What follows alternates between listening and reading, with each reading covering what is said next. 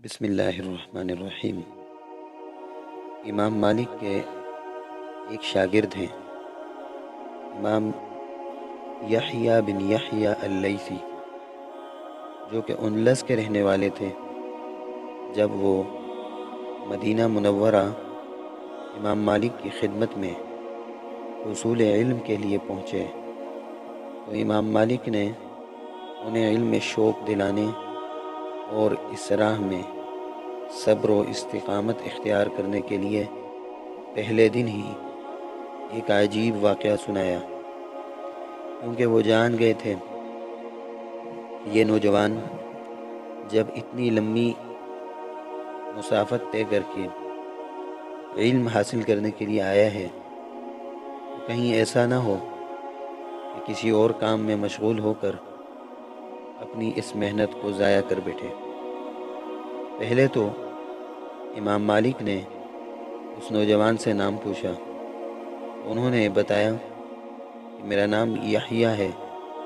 پھر امام مالک نے فرمایا، دیکھو میں تمہیں ایک دلچسپ اور عجیب واقعہ سناتا ہوں جس سے تمہیں فائدہ ہوگا اور تمہاری علمی لگن میں اضافہ ہوگا۔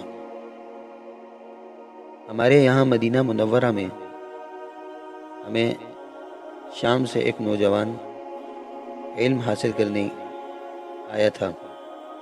وہ بہت ہی محنتی تھا، مگر جوانی میں ہی اس پر موت آ گئی، اور پھر اس کے جنازے پر میں نے وہ منظر دیکھا کہ اپنی زندگی میں کسی کے جنازے پر ویسا منظر نہیں دیکھا تھا۔ اس نوجوان کے جنازے پر پورے مدینہ شہر کے اہل علم جمع ہو گئے تھے، اور جب امیر شہر نے یہ منظر دیکھا تو خود جنازہ پڑھانے کے بجائے اس نے اہل علم سے کہا کہ تم جسے چاہو جنازہ پڑھانے کے لیے آگے کر دو۔ چنانچہ اس نوجوان کے جنازہ پڑھانے کے لیے امام ربیہ کو آگے کیا گیا۔ جب جنازہ پڑھ لیا گیا تو اس کی نعش کو قبر میں دفنانے کے لیے لے جایا گیا۔ جب جنازہ قبر کے پاس پہنچ گیا تو اس نوجوان کو قبر میں کسی مزدور یا عام آدمیوں نے نہیں، بلکہ اس وقت کے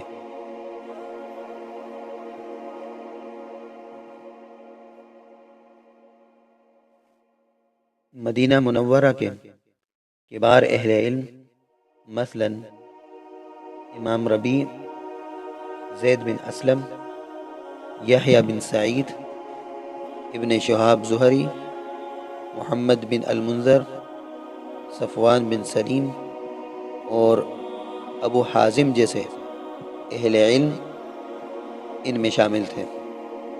جب نعش کو قبر میں رکھ دیا گیا تو دیگر علماء اینٹیں اکٹھا کر کے امام ربیہ کو دیتے گئے، اور امام ربیہ ان اینٹوں سے ان کی قبر کو بند کرتے رہے۔ اس نوجوان کو دفن کیے گئے۔ جب تیسرا دن تھا تو ہمارے اس شہر مدینہ کے ایک نیک آدمی نے اس نوجوان کو خواب میں دیکھا کہ وہ نہایت خوبصورت ہے، سفید لباس اور سبز عمامہ پہنے ہوئے ایک گھوڑے پر سوار ہے، اور آسمان سے نیچے زمین کی طرف اتر رہا ہے، گویا وہ اس وقت میری ہی طرف آ رہا ہے۔ پھر مجھے اس نے سلام کیا۔ اس خواب دیکھنے والے نے اس سے پوچھا، آپ کو یہ مرتبہ کیسے حاصل ہوا؟ اس نوجوان نے کہا، میں نے علم کے جتنے ابواب سیکھے تھے، اللہ تعالیٰ نے مجھے ہر باب کے بدلے میں جنت میں درجات عطا فرمائے، مگر چونکہ میں جوانی اور علم حاصل کرنے کے زمانے میں ہی فوت ہو گیا تھا، میرے یہ درجات اہل علم کے درجات تک نہیں پہنچتے تھے۔ تب اللہ تعالیٰ نے فرشتوں سے فرمایا، میرے نبیوں کے ورثاء کو مزید عطا کرو، کیونکہ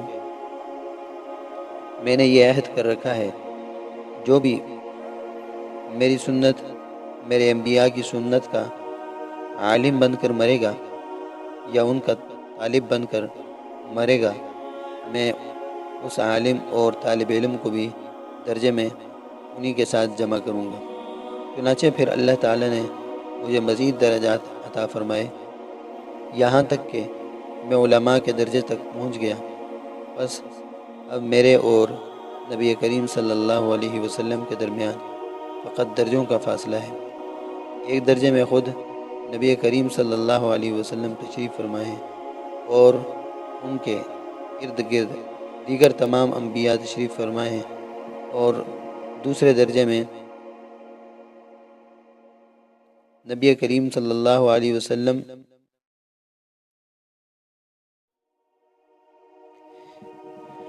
کے اصحاب تشریف فرما ہیں، اور ان کے بعد والے درجے میں تمام اہل علم اور طلباء تشریف فرما ہیں۔ جب انہوں نے مجھے دیکھا، مجھے بھی خوش آمدید کہا، اور پھر اس کے علاوہ بھی اللہ تعالیٰ کے ہاں میرے لیے بہت کچھ ہے۔ اس شخص نے پوچھا، تمہارے لیے مزید کیا ہے؟ اس نوجوان نے کہا، اللہ تعالیٰ نے مجھ سے وعدہ کیا ہے کہ وہ مجھے ان انبیاء علیہم السلام کے ساتھ جمع فرمائیں گے، جس طرح کہ میں نے انہیں ایک ہی حلقے میں بیٹھے ہوئے دیکھا ہے، اور پھر فرمائیں گے، اے علماء کی جماعت، یہ میری جنت ہے جسے میں نے تمہارے لیے کھول دیا ہے، اور یہ میری رضامندی ہے جو میں نے تم پر